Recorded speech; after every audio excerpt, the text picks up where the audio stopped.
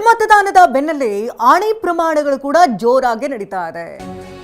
ಅಡ್ಡಮತದಾನದ ಬಗ್ಗೆ ಬಿಜೆಪಿ ಜೆಡಿಎಸ್ನಲ್ಲಿ ಈಗಾಗಲೇ ವಿಚಾರಣೆ ಕೂಡ ಚುರುಕುಗೊಂಡಿರುವಂತಹ ಬೆನ್ನಲ್ಲೇ ಕೆಲ ಶಾಸಕರನ್ನ ಕರೆದು ರಾಜ್ಯ ನಾಯಕರು ಈಗಾಗಲೇ ಮಾತನಾಡಿಸ್ತಾ ಇದ್ದಾರೆ. ರಾಜ್ಯ ನಾಯಕರ ಮುಂದೆಯೇ ಆಣೆ ಪ್ರಮಾಣಗಳನ್ನು ಮಾಡ್ತಾ ಇದ್ದಾರೆ ಶಾಸಕರು. ಧರ್ಮಸ್ಥಳದ ಮೇಲೆ ಪ್ರಮಾಣಗಳನ್ನು ಮಾಡ್ತಾ ಇದ್ದಾರೆ. ಸ್ವಂತ ತಾಯಿ ಮೇಲೂ ಕೂಡ ಶಾಸಕರಿಂದ ಆಣೆ ಪ್ರಮಾಣಗಳನ್ನು ಮಾಡಲಾಗ್ತಾ ಇದೆ. ನಮ್ಮ ತಾಯಿ ಆಣೆ ನಾನಲ್ಲ ಸರ್ ಅಂತ ಕೆಲ ಬಿಜೆಪಿ ನಾಯಕರು ಕೂಡ ಹೇಳ್ತಿದ್ದಾರೆ. ಧರ್ಮಸ್ಥಳ ಮಂಜುನಾಥನ ಆಣೆ ಅಂತ ಕೆಲ ಶಾಸಕರಿಂದ ಪ್ರಮಾಣ ಮಾಡಲಾಗ್ತಾ ಇದೆ. ಇನ್ನು ಕಣ್ಣೀರಿಡ್ತಲೇ ತಾಯಿ ಮೇಲೆಯೂ ಕೂಡ ಆಣೆಯನ್ನು ಇಟ್ಟಿದ್ದಾರೆ ಬಿಜೆಪಿ ಶಾಸಕರು. ಯಾವ ದೇವರ ಮುಂದೆ ಬಂದು ಪ್ರಮಾಣ ಮಾಡೋದಕ್ಕೂ ಕೂಡ ನಾವು ರೆಡಿ ಅಂತ ಹೇಳ್ತಿದ್ದಾರೆ. ಆಣೆ ಪ್ರಮಾಣ ಮಾಡ್ತೀವಿ ಅಂತ ಹಿರಿಯ ಬಿಜೆಪಿ ಶಾಸಕರು ಹೇಳ್ತಿದ್ದಾರೆ. ಹಾಗಾಗಿ ಇಲ್ಲಿ ನಾಯಕರಿಗೂ ಕೂಡ ಒಂದು ರೀತಿ ಈ ವಿಚಾರ ಕಗ್ಗಂಟಾಗಿ ಉಳಿದುಕೊಳ್ತಾ ಇದೆ.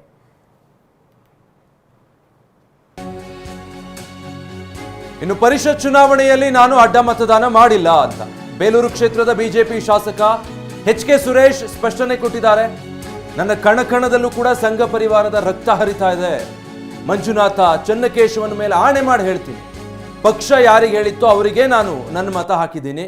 ಅಡ್ಡ ಮತದಾನ ಮಾಡಿದ್ರೆ ಏನ್ ಶಿಕ್ಷೆ ಕೊಟ್ಟರು ನಾನು ಸಿದ್ಧ ಅಂತ ಹೇಳಿದ್ದಾರೆ. ಹಿಂದುತ್ವಕ್ಕೆ ಆದ್ಯತೆಯನ್ನು ಕೊಡ್ತಕ್ಕಂಥವನು, ನನ್ನನ್ನು ಯಾರೂ ಸಹ ಸಂಪರ್ಕವನ್ನು ಮಾಡಿಲ್ಲ, ನನಗೆ ಮತ ಹಾಕಿ ಅಂತ ಕೇಳಿಲ್ಲ.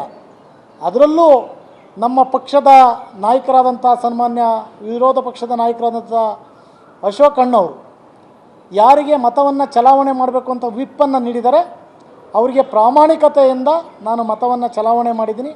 ಆದರೆ ಒಂದು ಬಹುಶಃ ಇದರ ಯಾರ ಇದಿದೆ ಅಂತಕ್ಕಂಥ ಗೊತ್ತಿಲ್ಲ, ಸುಮ್ಮನೆ ಇಲ್ಲ ಸಲ್ಲದ ಆರೋಪವನ್ನು ಮಾಡಿ ನನ್ನ ಮೇಲೆ ಒಂದು ಗೂಬೆಯನ್ನು ಕೂರಿಸ್ತಕ್ಕಂಥ ಕೆಲಸವನ್ನು ಮಾಡಿದರೆ.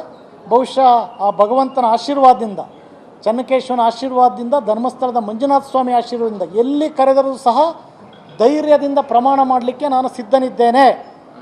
ಯಾರು ಬೇಕಾದರೂ ಸಹ ಅದು ಬರ್ಬೋದು, ನಾನು ಪ್ರಾಮಾಣಿಕತೆಯಿಂದ. ಆಮೇಲೆ ಏನಾದರೂ ನಾನು ಅಡ್ಡ ಮತದಾನ ಮಾಡಿದರೆ ಏನು ಶಿಕ್ಷೆಯನ್ನು ಕೊಟ್ಟರೂ ಸಹ ನಾನು ಅದಕ್ಕೆ ತಯಾರಿದ್ದೇನೆ. ಪ್ರಾಮಾಣಿಕತೆಯಿಂದ ನಾನು ಹೇಳ್ತಾ ಇದ್ದೀನಿ. ಧರ್ಮಸ್ಥಳದ ಮಂಜುನಾಥ ಸ್ವಾಮಿ ಆಣೆ ಆಗಿ ತಮಗೆಲ್ಲ ಗೊತ್ತಿದೆ, ಮೊನ್ನೆ ಮಂಜುನಾಥ ಸ್ವಾಮಿಯಿಂದ ಆದಂಥ ಇದಕ್ಕೆ ಇವತ್ತು ನಾನು ಹೇಳ್ತಾ ಇದ್ದೀನಿ, ತಮ್ಮ ಮೂಲಕ ನಾನು ಮಂಜುನಾಥ ಸ್ವಾಮಿ ಮೇಲೆ ಆಣೆ ಮಾಡಿ ಹೇಳ್ತೀನಿ, ಚನ್ನಕೇಶ್ವರ ಸ್ವಾಮಿ ಮೇಲೆ ಆಣೆ ಮಾಡಿ ಹೇಳ್ತೀನಿ, ನಾನು ಅಡ್ಡ ಮತದಾನವನ್ನು ಮಾಡಿಲ್ಲ, ಮಾಡೋದೂ ಇಲ್ಲ.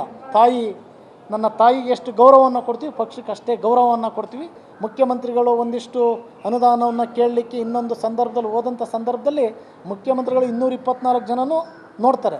ಆದರೆ ನಮಗೊಂದಿಷ್ಟು ಅವರು ಮುಖ್ಯಮಂತ್ರಿ ಆಗಲಿ ಅಂತಕ್ಕಂಥದ್ದನ್ನು ಸದನದಲ್ಲಿ ವ್ಯಕ್ತಪಡಿಸಿದ್ದೀವಿ. ಭಾವಿ ಮುಖ್ಯಮಂತ್ರಿಗಳು ಅಂತಕ್ಕಂಥ ವ್ಯಕ್ತಪಡಿಸಿದ್ದೀವಿ. ಅದಕ್ಕೋಸ್ಕರ ಈ ರೀತಿಯ ಅಪವಾದನೆಯನ್ನು ಮಾಡ್ತಕ್ಕಂಥದ್ದು, ಈ ರೀತಿಯ ಅವಮಾನವನ್ನು ಮಾಡ್ತಕ್ಕಂಥದ್ದು ಇದು ಅಲ್ಲ ಸಲ್ಲದು. ನಾನು ನಮ್ಮ ರಾಷ್ಟ್ರೀಯ ಅಧ್ಯಕ್ಷರಿಗೆ ಮತ್ತು ನಮ್ಮ ರಾಜ್ಯಾಧ್ಯಕ್ಷರಿಗೆ ಒಂದು ವಿನಂತಿಯನ್ನು ತಮ್ಮ ಮೂಲಕ ಮಾಡ್ತೀನಿ.